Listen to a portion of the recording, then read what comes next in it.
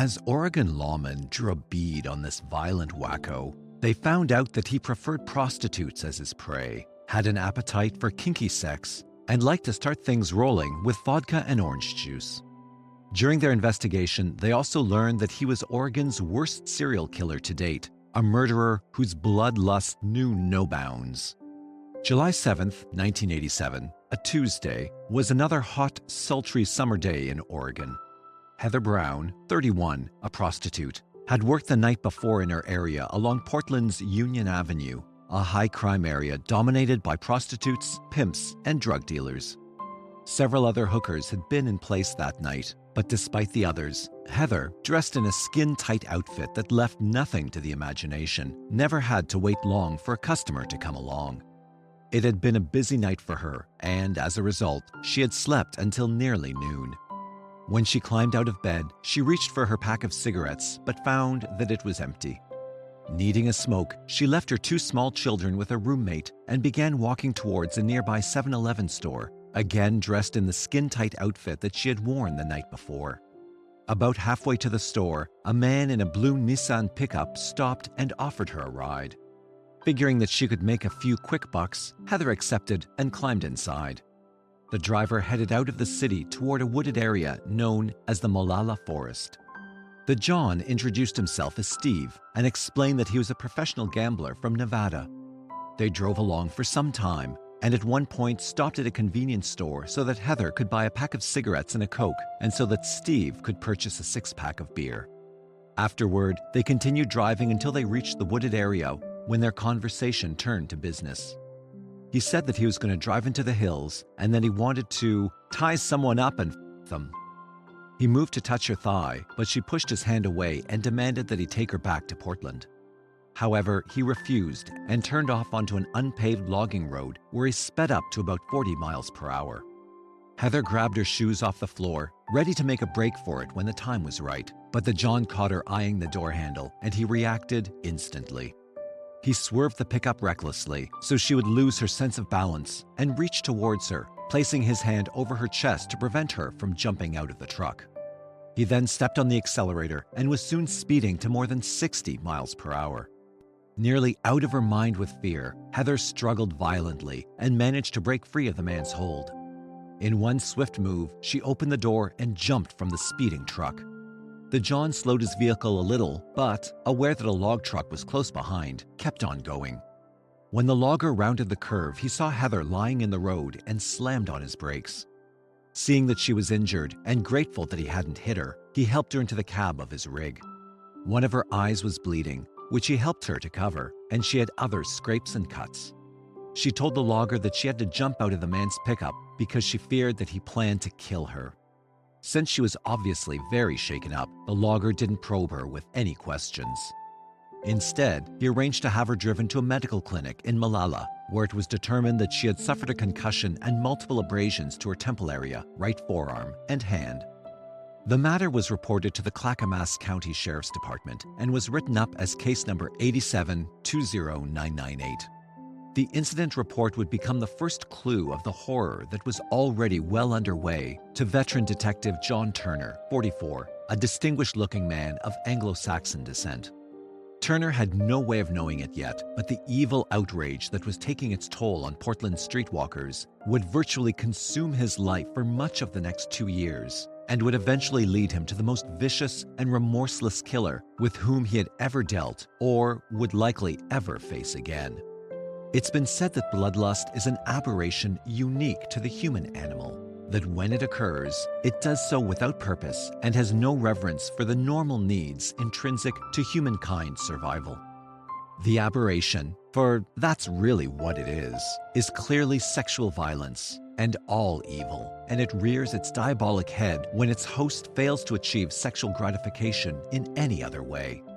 As a result, many, particularly women and children, who unwittingly come into contact with such an individual die needlessly and without mercy at his hands. Dayton Leroy Rogers, 33 years old when his bloodlust neared its peak, was fearsomely known to many of Portland, Oregon's prostitutes as Steve the Gambler, and has been afflicted by bloodlust since his late teens, perhaps longer. It usually materialized in the form of a headache, inflicting on him a splitting, blinding white pain. And perhaps he was always subconsciously aware that only the sight of another's pain, the sounds of her anguish, or ultimately the spilling of her blood would relieve his own suffering. When the headaches began, the only way to make them go away was to let his dark side fully emerge. Dayton seemed personable enough on the surface, as long as he wasn't in the midst of one of his mood swings. He was well known in the small communities of Woodburn and Canby, and people seemed to like him. A mechanic by trade, a skill he had learned in prison, Dayton ran a small successful engine repair business, was married, and had an 18-month-old boy who was a mirror image of him. Few people saw the evil that lay beneath the thin veneer, and many of those who were unlucky enough to witness his dark side firsthand did not live to talk about it.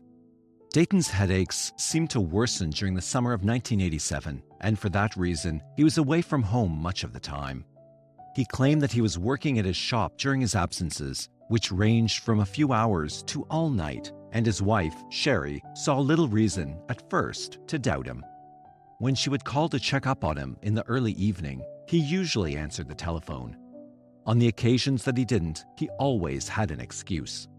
He would explain that he had been in the middle of a project and hadn't wanted to leave it to pick up the phone. Or, more commonly, he would tell Sherry that he had gone out to get coffee, perhaps a bite to eat, anything that would convince her he was only taking a break to get away from the shop for a while. Often, however, he waited until it was very late, until he was certain that Sherry was in bed and fast asleep before beginning the prowl. Soon his working late became routine, a way of life, and Sherry's phone calls became less frequent. Although she began to hear stories about him frequenting the local taverns and bars, she tried very hard to maintain the faith she always had in him. She might have become suspicious of his activities sooner if only she had taken the trouble to check the mileage on his pickup. But she hadn't, and he put more miles on the truck in a single week than most people drive in a month. August 6th, a Thursday, started out for the Rogers family like most other days. Dayton got up early, showered and shaved, had a light breakfast, and drove to a small engine repair shop in Woodburn before 8 a.m. Outwardly, he seemed happy. The business had picked up during the summer to the point where he had to hire a man to help him, and several new repair orders were coming in every day. Soon, however, he began to feel the pressures of the backlog despite the new help, and his headaches became more frequent, as did his nocturnal outings. At times, Sherry found herself wondering what had come over him, seeing him sitting quietly and staring into space, but she never said anything. Even though she had heard rumors about him carousing the night spots and secretly feared that he may be seeing other women, she somehow convinced herself that the pressures from his business had become too great and she didn't want to do or say anything that might add to his troubles. It wasn't until later that afternoon that the pounding inside Dayton's head became more than he could bear. He had to do something to stop the headache. He left his assistant in charge of the shop and drove to the liquor store at the North Park Plaza in Woodburn, where he purchased a 10-pack of Smirnoff vodka miniatures to replace the depleted stock he normally kept behind the seat of his pickup. He also purchased a couple of bottles of orange juice, the type in the disposable plastic bottles that he liked so well. He drank one of his crudely mixed screwdrivers quickly, and the headache subsided a little. Afterward, he returned to his shop and waited, thinking and planning the rest of the evening. He needed something more effective than the alcohol for his headache. The remedies were there, he knew, out in numbers on Portland's streets, his for the asking and a $50 bill. It had all been so easy with all the others that there was no stopping him now. At 8:30 p.m., Dayton drove home where he had dinner with Sherry and his son. He explained that he had to return to the shop and work very late, perhaps into the early morning hours, to catch up on some of the overdue work. Sherry, an attractive curly-haired silver brunette at 5 feet 4 inches tall, 120 pounds, and 3 years younger than Dayton, didn't protest. She never did. Devoutly religious and somewhat naive, she always trusted her husband and rarely questioned his activities. Half an hour later, Dayton was gone. He stopped off at his shop, had a couple more drinks, and tinkered with some of the easier repair projects to kill time. Shortly after midnight, he changed into his stepping out clothes that he kept inside his special closet and waited inside the shop a little longer until he was certain that Sherry had gone to bed. By 12:30 a.m., he was heading toward Portland. On August 7, 1987, by 1 a.m., the man who called himself Steve the Gambler was back on Union Avenue, which was known as Portland's Prostitute Row, looking for some kinky action. After a short cruise, he stopped a blonde near the corner of Northeast Union Avenue and Wygant Street. He recognized her as a hooker he'd picked up before during Portland's 1987 Rose Festival. She was a somewhat large woman, but from a distance appeared attractive. She knew how to dress and held her weight well. He pulled over and invited her inside. Recognizing him as a former customer, the woman didn't hesitate. No one, except for the John, knows the precise details of what happened between the couple from 1 to 3 a.m. But at some time prior to 3 a.m., they pulled into the parking lot of Denny's restaurant on the 16,200 block of Southeast McLaughlin Boulevard in Oak Grove, a Clackamas County suburb of Portland. With the taverns and bars having just closed, the business was brisk there. It was the only restaurant open in the area at that time of the morning. Michael Fielding, 32, who lived in an apartment nearby, had gone to bed a couple of hours earlier and was sleeping soundly when he suddenly heard the muffled screams of a woman in intense pain. "Help me!" screamed the woman. "Please, help me! I'm being..." As Fielding climbed out of bed and headed for the window that overlooked the parking lot, the screams became louder, no longer muffled. He arrived at the window in time to see a man run beneath a streetlight. Moments earlier, James Dalkey, 50, had just arrived at Denny's. He was alone as he parked his 1983 Ford van and started walking toward the restaurant. He heard a woman yelling and screaming, but couldn't quite make out what she was saying. But he could see two human forms in the parking lot in the direction from which the screams had come. Although it was dark, he could see two people, a man and a woman, who appeared to be struggling with each other. After his eyes adjusted to the darkness of the parking lot, Dalkey could not believe what he saw.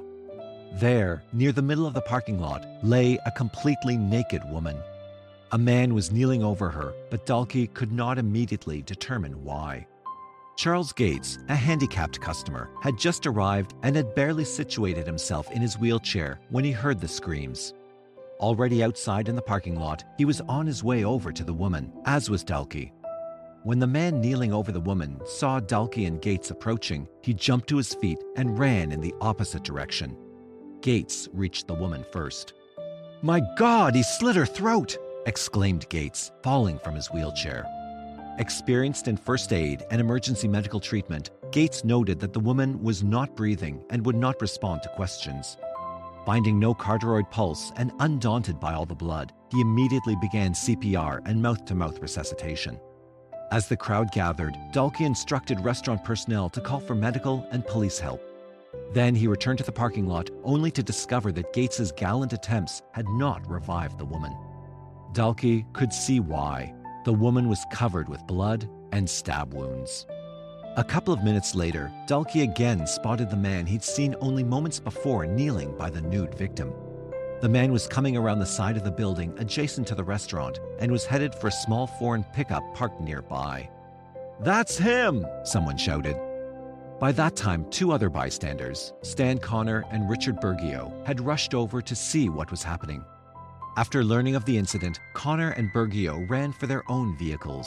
They attempted to block off the exits from the parking lot with their cars, but the man with a pickup drove out over the sidewalk.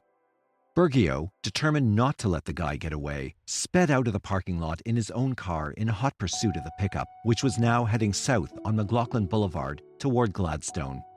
Bergio chased the pickup through Oak Grove and into nearby Gladstone, at times at speeds over 100 miles an hour. Then, Bergio got close enough to the pickup to copy down its license plate number. Satisfied that he'd done all that he could, Bergio gave up the chase and returned to the crime scene, where he now found a team of Clackamas County Sheriff's deputies and a rescue team from the Oak Lodge Fire Department. The rescuers valiantly tried to revive the woman, but to no avail. A short time later, she was loaded into an ambulance and taken to Emmanuel Hospital and Health Center in Portland, where she was pronounced dead on arrival.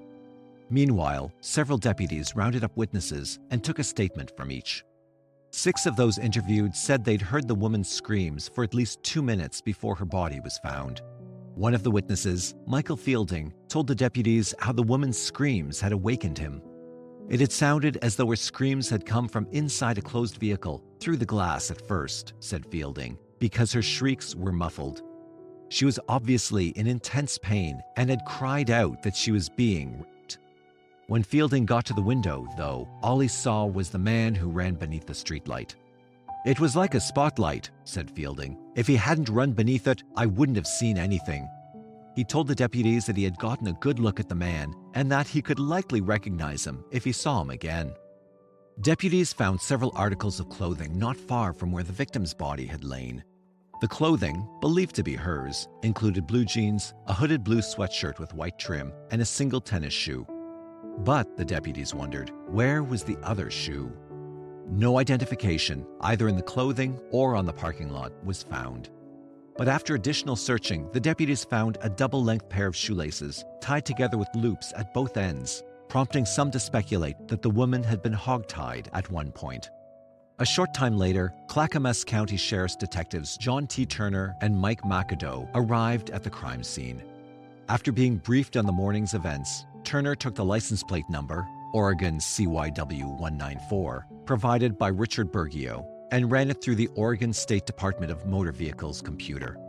Moments later, Turner learned that the pickup's registered owner was 33-year-old Dayton Leroy Rogers, whose address was listed as being in the 10,500 block of South Hines Road in Canby, Oregon, about 20 miles south of the crime scene.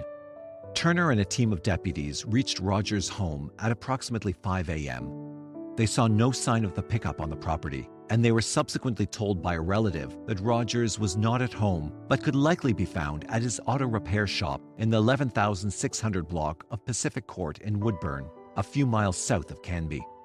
The relative told the sleuths that Rogers sometimes worked odd hours at the shop. It was 5:35 a.m. when Detective Turner arrived at Rogers' shop. After a cursory glance around outside, he knocked on the door of the shop until a man with bloodshot eyes answered. Smelling of alcohol, the man identified himself as Dayton Rogers. After Turner told Rogers that he and the deputies were there as part of a homicide investigation, Rogers allowed them inside. Although Detective Turner noted that Rogers' pupils were dilated, he observed that the man had no difficulty walking and that his speech was not slurred, prompting him to conclude that Rogers had been drinking but was not drunk.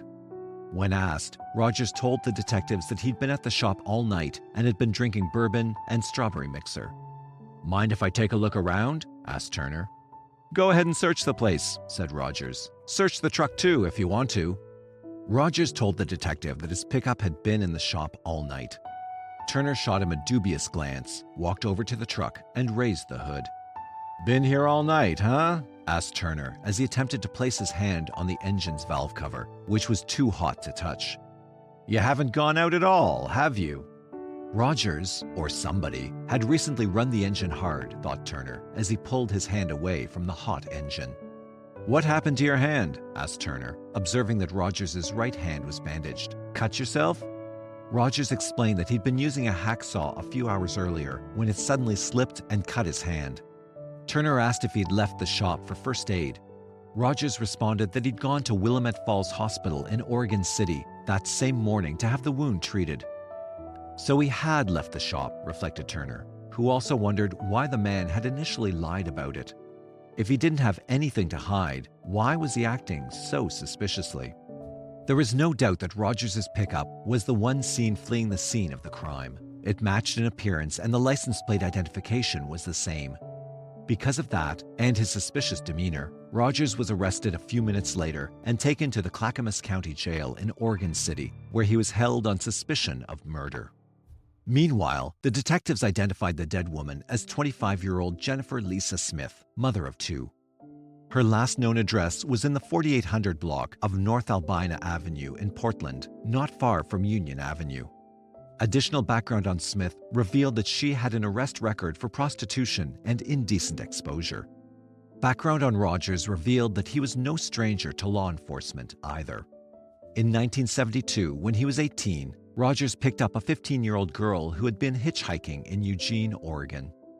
He had convinced her to go to a remote area to have sex with him, detectives learned. Risking a charge of statutory rape, Rogers picked the girl up again a few days later, and they went together to a park to gather wood to make whistles for neighborhood kids. But he took her into a wooded area to again have sex with her. After lying down on the ground, Rogers leaned over as if to kiss the girl. Instead, according to police reports, he stabbed her in the abdomen with a hunting knife. After pulling the knife from her stomach, the girl, bleeding profusely and in intense pain, convinced Rogers to take her to a hospital for treatment.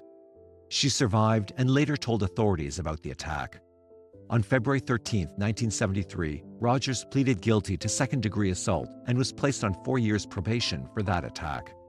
Less than 6 months later, the detectives learned, Rogers assaulted two 15-year-old girls with a soft drink bottle. Although charged with 1 count each of second- and third-degree assaults, Rogers was found not guilty by reason of mental disease or defect, Oregon's equivalent to an insanity plea. He was sent to the Oregon State Hospital by Lane County Circuit Court Judge Helen Fry. He was released from the hospital on December 12, 1974. These incidents prompted Darrell L. Lawson, Lane County Deputy District Attorney, to write an after-sentence report on Rogers. This man is an extreme danger to the community, particularly to young women. He is both sexually and physically violent and, without a question, is a murder case looking for a place to happen. In January 1976, Rogers was indicted on a charge of first-degree rape in Clackamas County, but he was eventually acquitted of the charge. In February 1976, however, while the Clackamas County rape charge was still pending, Rogers picked up 2 Kaiser, Oregon high school girls and at knife point allegedly raped one and threatened to rape the other. According to John L. Collins, Yamhill County District Attorney, the 2 girls had skipped school and were walking down a Kaiser street when Rogers saw them and convinced them to go with him. He was a good talker, and his method at the time was to pick up girls, particularly blonde girls, said Collins. They got into the car with them, and they went to get some beer. After drinking beer and smoking marijuana together, said Collins, Rogers took a paring knife from the glove box of the car he was driving and threatened the girls with it. He used coat hanger wire to bind the girls' wrists and ankles. Afterward, he apologized and pretended like it was all some kind of game, said Collins. Rogers was nonetheless indicted on charges of rape and coercion. He pleaded not guilty by reason of mental disease or defect. Rogers was convicted only on the coercion charge and received a maximum 5-year prison sentence. This was a less enlightened time, said Collins, when juries often felt that if the woman or girl contributed to the rape in any way, they would not convict him. In this case, I think it was because they drank beer and smoked marijuana with him. As the detectives probed deeper into Rogers' background, they learned that he had been in and out of jail for a variety of reasons, including parole and probation violations, and for kidnapping a local prostitute. All in all, the detectives learned, Rogers spent 27 months in Oregon prisons. His parole was finally terminated in January 1983. Meanwhile, acting on a tip from one of Rogers' relatives, investigators returned to the suspect's Woodburn auto repair shop, where they sifted ashes from a wood stove in Rogers' office. There, they found what appeared to be remnants of a burned tennis shoe. Analysis later determined that metal parts found in the wood stove closely matched the metal parts of the shoe that was discovered in the parking lot where Jennifer Smith was murdered. They also found pieces of colored glass, rhinestones, and star-shaped grommets inside the stove, their sources unknown. Rogers' truck had been impounded shortly after his arrest, after warrants had been obtained, and it was carefully searched for evidence. According to criminalists, there was blood inside the cab of the pickup, numerous knife cuts on the dashboard, upholstery, ceiling, and passenger door. They also found a stale fingerprint matching that of Jennifer Smith's right ring finger on the outside handle of the passenger door. The examination and search also turned up a small green band in the bed of the pickup. They later determined it had come from a small container of ready-to-drink orange juice. Next, in their efforts to build a stronger case against Rogers, the detectives went to Willamette Falls Hospital in Oregon City to see how much of the suspect's story about his wounded hand was true. After questioning the emergency room doctor who had attended to the wounds, the detectives learned that the cuts were not jagged as they would have been if a hacksaw blade had made them. They had been smooth and clean, more like wounds that would have been caused by a knife blade. Although gut feelings told the investigators that Rogers was their man, they nonetheless assembled a photo laydown, a group of 6 photographs of men, including Rogers, who had similar appearances. They displayed the laydown to eyewitness Michael Fielding. It took him less than 20 seconds to identify Dayton Rogers as the man he had seen stop briefly under a streetlight as he fled Denny's restaurant parking lot. Because Jennifer Smith was a known prostitute, and because of Rogers' continued interest in hookers, detectives hit Portland's streets and interviewed as many hookers as they could, focusing their attention on those who knew Jennifer. Not surprisingly, the detectives found several who knew Rogers, too. Many of the hookers that the detectives talked to identified Rogers from a photo laydown. Several said he told them his name was Steve. One of the women even told investigators that she saw Jennifer Smith walk toward his pickup as if to get inside 3 hours before she was found murdered. The detectives learned that he nearly always told the girls he was a professional gambler, usually saying that he was from Las Vegas, but sometimes saying that he was from Reno, and that he typically offered $40 to $80 for a sexual scenario that involved bondage. He always had the girls completely undress, after which he bound their hands and feet at the wrists and ankles with rope, dog collars, wire, nylon stockings, shoelaces, and the like, anything that would hold their arms and feet securely in place. But many said that Rogers went far beyond bondage, subjecting them to intense physical pain, torture, even mutilation. One prostitute told the detectives that Rogers had a foot fetish and found women's arches sexually arousing. An interesting point, the detectives noted, considering that Jennifer Smith was barefoot when her body was found. Other prostitutes said that all the dates occurred in the cab of Rogers' pickup, and Rogers usually began by drinking vodka and orange juice. He usually stopped at a convenience store, said the hookers, where he bought ready-to-drink juice in small plastic containers. One of the prostitutes accompanied a detective to a convenience store and picked out the brand of orange juice Rogers usually bought, in small plastic containers with green plastic caps security sealed with green bands, just like the one found in the bed of Rogers' pickup. He usually bought the vodka in the individual serving 1.5-ounce bottles, like those served by airlines. One hooker told the detectives that Rogers picked her up and agreed to pay her $50 for straight sex. Instead, he tied her hands and feet and tortured her for hours by biting her on the breasts, buttocks, and feet hard enough to draw blood. Another prostitute said she was subjected to the same type of treatment, except that he threatened to cut off her breasts with a knife. Yet another hooker told the detectives that Rogers cut off her clothes with a machete, and another said he cut the heel of her foot with a carving knife. One of the women said he had subjected her to so much pain during a 6-hour ordeal that she'd asked him to kill her. All of the women said that Rogers liked to masturbate during the encounters. From the definitive autopsy of Jennifer Smith's body, Dr. Karen Gunson, Deputy State Medical Examiner, determined that there were at least 11 knife wounds to the victim's body, 10 of which were very deep. The medical examiner said that there were 8 stab wounds to the front of Jennifer's body, one of which severed a major artery on the left side of her chest and was likely the cause of death. Jennifer also sustained slashing wounds to both of her breasts, 2 deep stab wounds to her abdomen that pierced her stomach, and a V-shaped stab wound in her back that pierced her liver. Dr. Gunson explained that the V-shaped wound might have been caused by 2 stabs that had overlapped. The victim also had slash wounds to both of her hands that cut all the way to the bone, wounds which Dr. Gunson described as defensive injuries caused when the victim tried to grab the knife blade from her attacker or otherwise tried to prevent him from stabbing her. Jennifer's throat had also been slit. There were other wounds, said Dr. Gunson, including 2 quarter-inch wide bruises around both wrists. These bruises indicated that Jennifer had been tied up, perhaps with the shoelaces found at the crime scene. Gunson said that a significant amount of pressure must have been applied to Jennifer's wrists for such bruising to occur.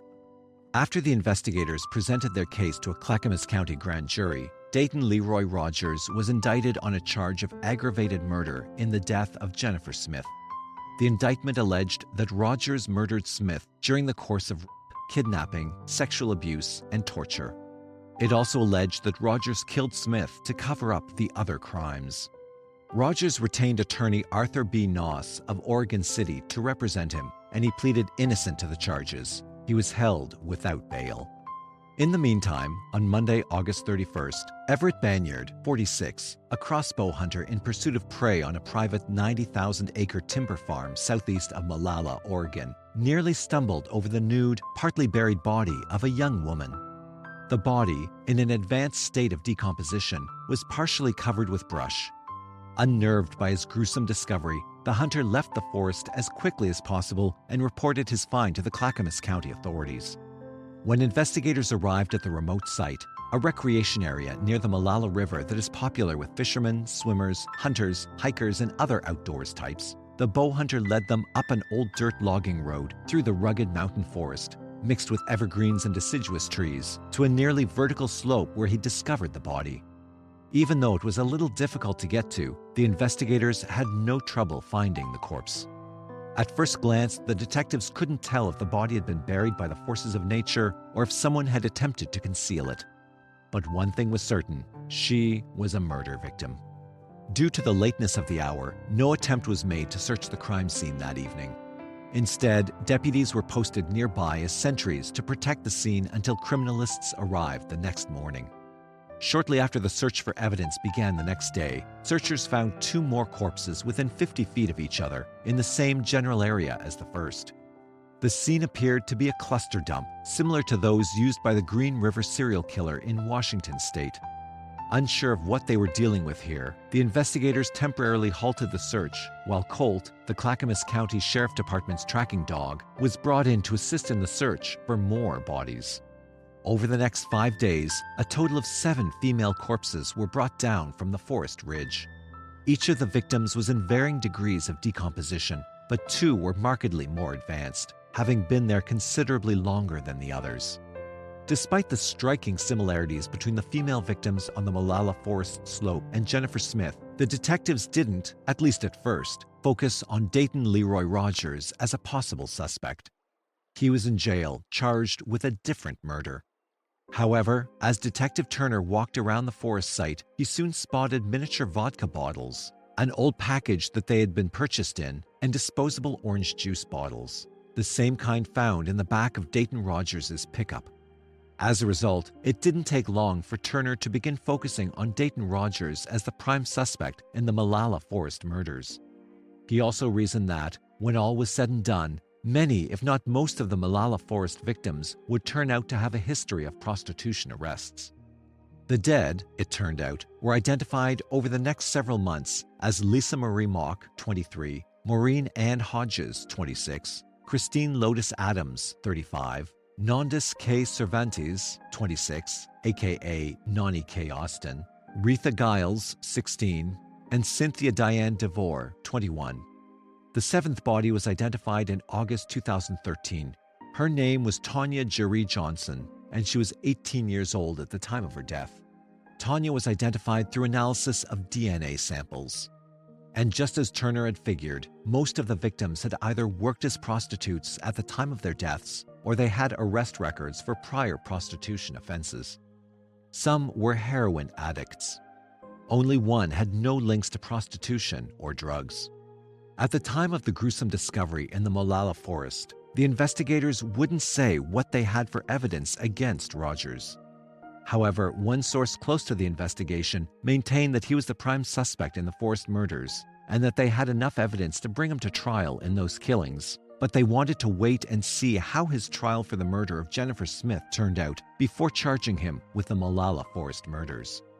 At Rogers' trial, which began in February 1988, in the courtroom of Clackamas County Circuit Court Judge Patrick D. Gilroy, Deputy District Attorney Andre I. Iglesias told the jury that Rogers murdered Jennifer Smith by design, following a pattern he'd established with prostitutes. Iglesias called Rogers a vicious predator who killed for a sexual thrill. You'll find that the reason he went to downtown Portland was to satisfy what you will find to be his bizarre sexual appetite, said Deputy D.A. Iglesias. Rogers' attorney, Arthur Noss, told jurors that they would not like his client, but insisted that they were there to decide whether what Mr. Rogers did was tantamount to a criminal act and not to judge his sexual mores. Noss admitted that Rogers killed Jennifer Smith, but contended that he did so in self-defense. There it was, the preposterous claim of self-defense. Eglitis had known that it was coming, and he had prepared himself to accept that such a defense would be presented. He couldn't believe it, but he accepted it. He knew he would convince the jury otherwise. The evidence would show them the truth. Noss maintained that Smith spotted more than $200 in Rogers' wallet when they stopped at the convenience store to buy orange juice, and she decided to rob the defendant at knife point. Later, when Rogers got out of the truck to urinate, Smith pulled a knife from the glove compartment and brought it close to Rogers' throat and demanded his wallet, declared Noss. A struggle followed and turned into a wrestling match for the knife, in which Jennifer Smith was stabbed several times and killed purely by accident. Early in the trial, the jury heard testimony from several witnesses who said they heard the victim scream in intense pain for approximately 2 minutes before her body was discovered. He presented testimony from the medical examiner, who displayed graphic photos of Jennifer's wounds. At one point in the trial, jurors heard testimony from the woman Rogers had stabbed in 1972 when he was 18 and she was 15. She explained how she had met Rogers when he picked her up while she hitchhiked in Eugene, and how he took her to a remote area to have sex on that day and on a subsequent date. "We'd hold hands and swing around and talk and smile," said the prior victim, who came close to tears at several points. "Then we sat down and we were talking, and he tickled my legs and told me to close my eyes. Then I felt the plunge." She explained that Rogers had stabbed her in the belly, just left of her navel. She stopped momentarily and showed jurors a 6-inch vertical scar. "I thought a rattlesnake had bit me. If it wasn't that, I thought a horse had kicked me," said the woman. "I looked down and saw the knife in my abdomen and the blood coming out." The woman testified that Rogers told her he just couldn't trust her anymore and was afraid that she might turn him in for having sex with her while she was underage. Fearing that he would finish her off, she lied to him and told him she loved him. "I said, 'Dayton, I love you.' He began to tell me he would marry me and do anything," she said. If she promised to tell the police she stabbed herself accidentally. She agreed to his plan. But doctors at Eugene's Sacred Heart Hospital told her they didn't believe the wound was self-inflicted. "I was afraid he would come there and kill me," she said. Then, she added, she changed her mind and told the police the truth. Another witness told the jury about an incident that occurred between her and Rogers on February 20th, 1976. According to the witness, who was 19 at the time of the incident, Rogers picked her up as she walked towards Salem to visit her boyfriend, who was incarcerated at the Oregon State Correctional Institution. The woman was in the back seat of Rogers' car when he suddenly pulled over and took a knife from the glove compartment. She said he hogtied her and then cut off her clothing with the knife. "I was scared he was going to kill me," said the woman. "He said he had to kill me because he was afraid I'd go to the police." She testified that Rogers eventually let her out of the car near her grandmother's home in Oregon City. Janet K. Anderson, a Clackamas County corrections officer who supervised Rogers while he was on parole for the 1976 coercion conviction in which he tied up 2 other high school girls at knife point, testified that she interviewed the defendant in September 1982. "I asked him if he were to do this all over again, if he would do anything differently," Anderson testified. He indicated there would not be a witness next time. When cross-examined by defense attorney Noss, Anderson told the jurors that she took Rogers' statements seriously, but she hadn't included them in her report. "Mr. Rogers' intentions appear sincere to maintain counsel and to remain crime-free," Anderson wrote in a letter to the State Board of Parole, part of which was read to the jury. "Mr. Rogers does not appear to be a threat to the community."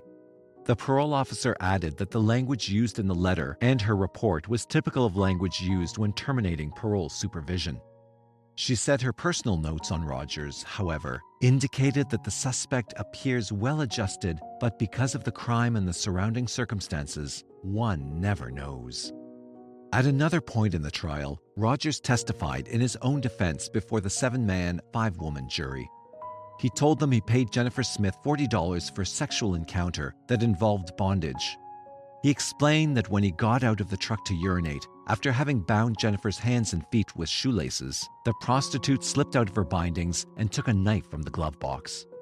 When he got back inside the truck, that's when she attacked me. Rogers said that Jennifer, while still nude, held the knife to his throat and ordered him not to move and to give her his wallet. "Do it or die," he said Jennifer told him. He refused and fought back. Fearing for his life, he said he knocked her arm away and wrestled her for the knife, which he eventually obtained. "I got a hold of it and used the knife on her. I was just going back and forth in virtually any direction I could," testified Rogers, explaining how Jennifer received so many cuts. She eventually jumped from the truck and he chased her across the parking lot. He eventually grabbed her, he said, and she fell to the pavement. "Both of our feet entangled," he said. "She went down backward and I fell down on top of her. On the way down, that's when I stabbed her in the upper area here," he testified, indicating the right side of his chest, near the shoulder. "No one wants Dayton Leroy Rogers released," Noss had said only minutes before the jury left the courtroom to decide his client's fate. "I don't want him released. You don't want him released. I question whether Mr. Rogers even wants himself released. What's needed is the permanent isolation of this man. In his fantasy land, he's become a sexual monster you've heard about from these girls. He's developed and nurtured these feelings into a ritual. It's a pattern you can't ignore. He's a sick man. But do we kill him? Do we have a death sentence for people who are as sick and depraved as this?" continued Noss. "Look at the evidence.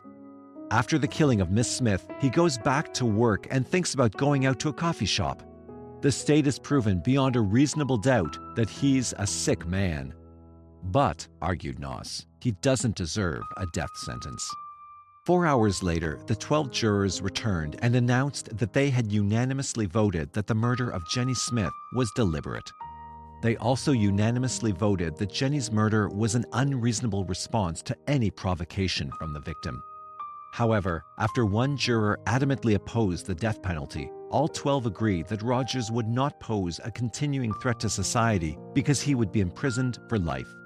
Judge Gilroy immediately sentenced Dayton to life in prison. Detective John Turner and his colleagues were devastated by the sentence.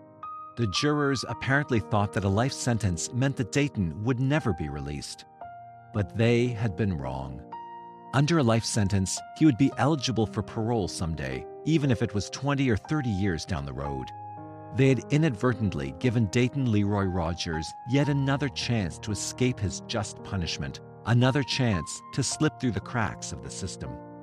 With the Molalla Forest case looming in the future, the prosecution had another chance to get a death sentence for Dayton. It was the good guys' ace in the hole, and they would play it. For the next 2 months, Turner and his colleagues worked closely with the DA's office and presented the worst serial murder case in Oregon's history to a grand jury. On May 4, 1988, Dayton was indicted on several charges of aggravated murder under various theories of law for the deaths of Retha Giles, Lisa Mock, Noni Cervantes, Cynthia DeVore, Christine Adams, and Maureen Hodges.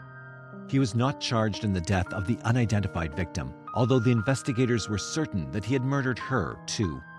As before, Dayton pleaded innocent. This time around, Christopher E. Burris, not Arthur Noss, was hired to represent him. Turner and his fellow detectives spent the next 8 months rounding up additional witnesses to interview, as well as re-interviewing many of the others. They carefully went over the evidence, and they put their casebooks in order. By the time the trial began, they knew the case frontward and backward. Jury selection, which began on February 6, 1989, took nearly 2 months to complete. Ironically, considering the types of crimes Dayton was being charged with committing, an all-woman panel of 12 was seated, with an additional female as an alternate.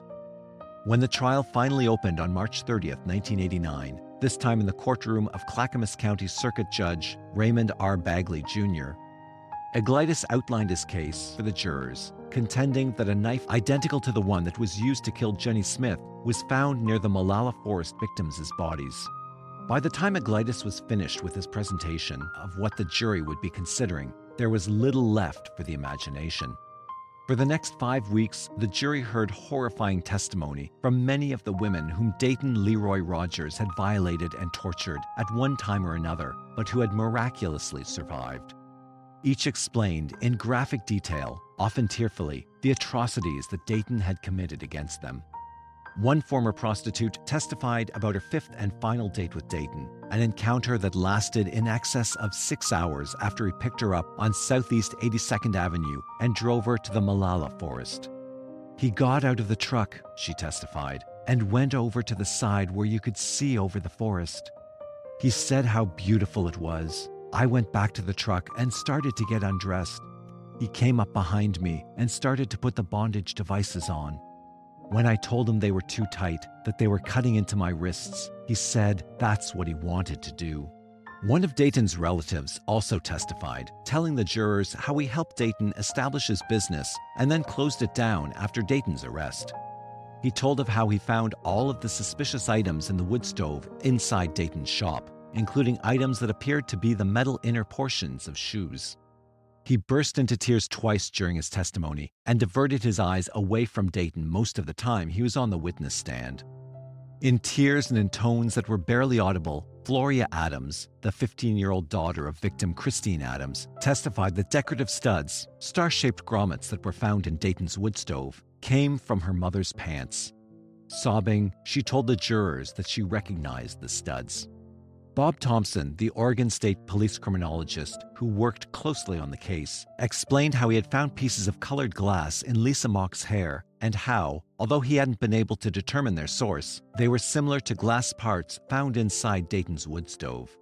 He also testified that hairs found inside Dayton's pickup were macroscopically and microscopically similar to head hairs he compared from the remains of Lisa Mock, Nani Cervantes, and Cynthia DeVore. "This man," said Aglitis in his closing argument, pointing at Dayton, "this man is obsessed, totally consumed in a sexual way with a woman's feet and dominance." Aglitis also reminded the jurors about all of the orange juice containers and miniature liquor bottles found at the Molalla Forest crime scene, insisting that they made up a part of Rogers's signature. "If there's a signature to a crime, under those circumstances, you can look at the signature," said Aglitis, "and see the identity of the killer. This evidence is the mark of Zorro. It's the signature. The defendant, ladies of the jury, not only committed these murders, but he might as well have written his name on the victims' corpses." As in the Jenny Smith case, there had been little doubt at the trial's outset that Dayton would be convicted of the Molalla Forest murders, which is precisely what happened on May 4th. After barely 6 hours of deliberation, the jury found Dayton guilty of aggravated murder on all counts. For the first time in public, Dayton, dressed in a conservative dark blue suit, displayed emotion by covering his head with his hands. Shaking his head, he could be heard saying, "No," repeatedly. Only the question of his sentence remained. Much of the testimony the jury would hear to decide his fate centered on Dayton's character, his worthiness to remain alive, and psychological arguments about his past violence. James P. Huppy, a vocational instructor at the Oregon State Correctional Institution, explained how he had taught Dayton the skills he needed to become a mechanic when Dayton was in prison for the 1976 attack on the 2 Kaiser, Oregon high school girls he had picked up when the girls skipped school. "Dayton learned fast," said Huppy. "In barely 2 years, he went from being a person with little or no mechanical skills to someone with high skills." Huppy said he selected Dayton to be his apprentice a few months before Dayton was due to be released from prison. James E. Miller, another vocational instructor at the prison, testified that he knew Dayton before he was arrested for the 1976 offenses. The two of them, he said, played table tennis together at Seventh-day Adventist social gatherings. Miller explained that he was surprised when he ran into Dayton in prison, but despite his offenses, he was determined to help him. In fact, Dayton helped organize Adventist church services at the prison, which attracted about a dozen inmates. Dayton always played guitar at the services and seemed sincere in his religious convictions. When the psychological testimony was presented, psychologist James R. Adams explained that Dayton committed violent acts only under particular circumstances, such as when he was intoxicated and sexually aroused in a scenario that included bondage and foot fetishism.